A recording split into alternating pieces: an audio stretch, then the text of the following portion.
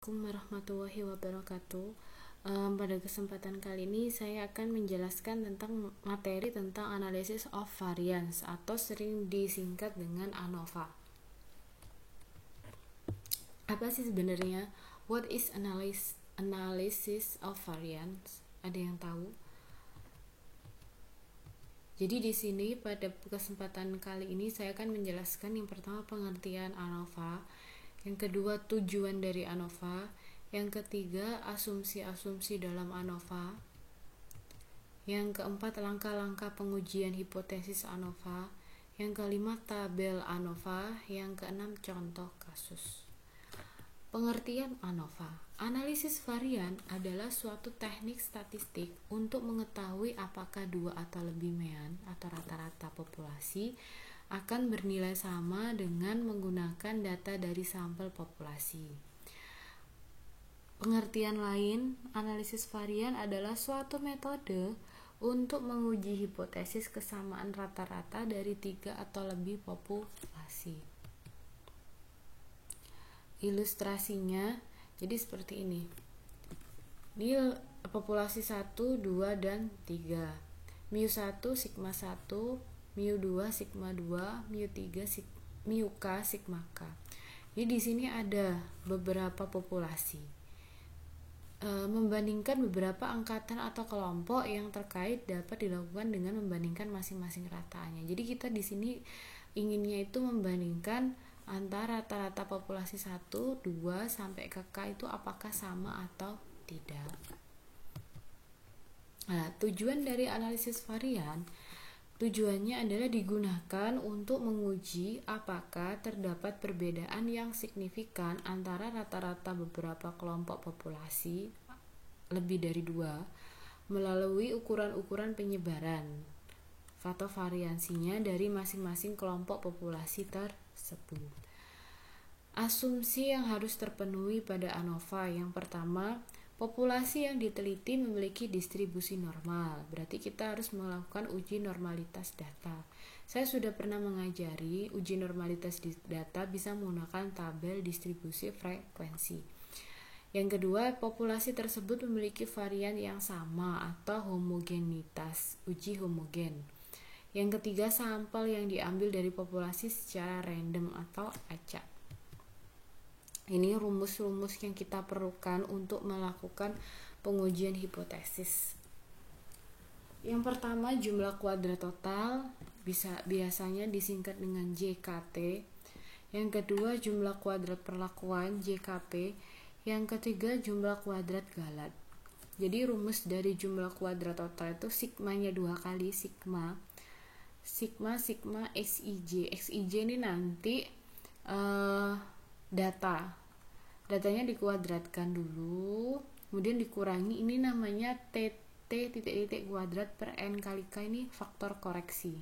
Jadi faktor koreksi digunakan untuk mengurangi jumlah kuadrat total dan jumlah kuadrat perlakuan. N kali k ini, n itu banyaknya perlakuan dikali banyaknya ulangan, k itu ulangan. Kalau jumlah kuadrat perlakuan ini jadi masing-masing perlakuan dijumlah dikuadratkan dikurangi faktor koreksi. Kalau jumlah kuadrat galat itu selisih antara jumlah kuadrat total dengan jumlah kuadrat perlakuan. Ini tabel ANOVA. Ini tabel ANOVA-nya. Yang kolom pertama sumber variansi, kolom kedua derajat bebas, kolom ketiga jumlah kuadrat, kolom keempat kuadrat rataan, dan baru kita bisa menentukan statistik uji F-nya. Sumber variansi perlakuan galat total, derajat bebasnya untuk perlakuan K-1, untuk galat K dikali N-1, untuk total K dikali N dikali K-1. Ini jumlah kuadrat yang sudah kita hitung sebelumnya di sini, kita masukkan di sini. Kemudian kalau kuadrat rata-rata atau kuadrat tengahnya ini jumlah kuadrat dibagi derajat bebas. Jumlah kuadrat di sini dibagi derajat bebas, taruh sini. Sedangkan untuk statistik uji F-nya itu kuadrat tengah perlakuan dibagi kuadrat tengah galat, itu statistik uji F. itu perlakuan, mohon maaf ya, saya kebalik tadi. K itu menunjukkan perlakuan, sedangkan N itu ulangan, jadi diulang berapa kali. Langkah-langkah pengujian. Yang pertama, membuat formulasi hipotesis. Yang kedua, menentukan taraf nyata dan F-tabel. Yang ketiga, menentukan kriteria pengujian. Yang keempat, menentukan nilai statistik uji. Yang kelima, membuat kesimpulan.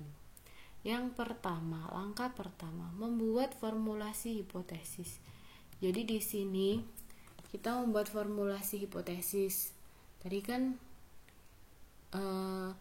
ingin dibuktikan apakah rata-rata populasi 1 sampai ke K itu sama. Berarti melawan H1 paling sedikit ada 2 di antara rata-rata tersebut tidak sama. Langkah yang kedua, menentukan taraf nyata dan F-tabel. Jadi taraf nyata itu ada 3 macam. Yang pertama 1%, 5%, dan 10%. Cara membaca F-tabel. Derajat kebebasan pembilang atau disebut dengan derajat kebebasan numerator, jumlah banyaknya sampel min 1, atau derajat kebebasan pembilang K-1. Jadi di F-tabel itu derajat bebasnya itu ada 2, beda dengan T ya.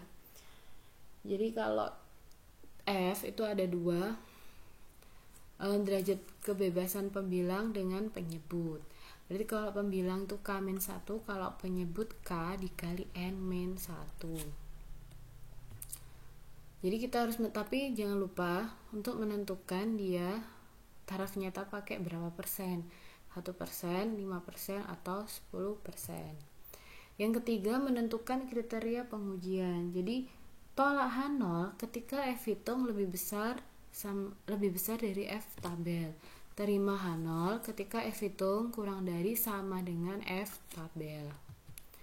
Ini tabel ANOVA yang tadi ya. Di sini langkah-langkah pengujian. Di sini kenapa membutuhkan tabel ANOVA? Untuk memudahkan kita menghitung statistik uji F.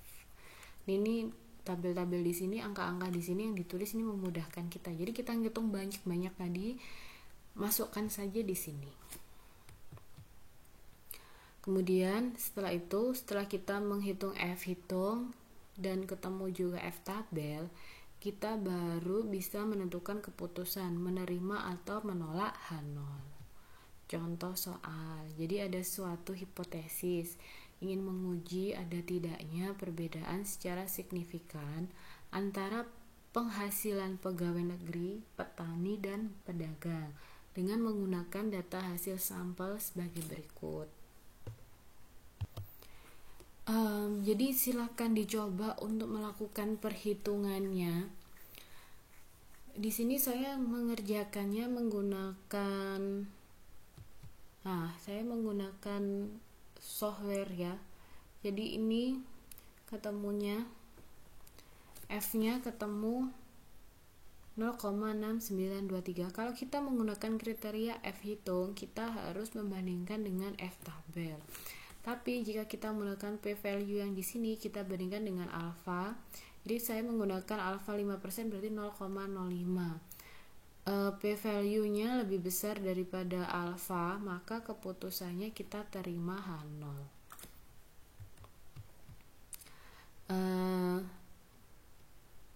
Terima kasih atas perhatiannya. Jika ada pertanyaan, silakan ditulis atau ditulis di kolom komentar jika ada, atau bisa menghubungi saya. Sekian materi yang bisa saya sampaikan untuk bab analisis varian. Jika ada pertanyaan, silakan disampaikan. Jangan lupa untuk like, comment, and subscribe. Saya akhiri. Wassalamualaikum warahmatullahi wabarakatuh.